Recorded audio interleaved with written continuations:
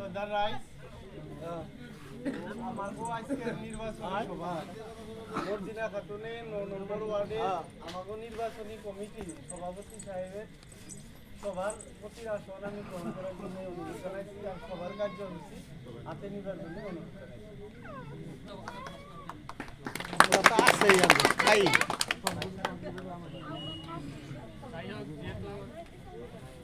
নামাজৰ কাৰণে মাইকটো সাময়িকভাৱে বন্ধ ৰাখিছোঁ।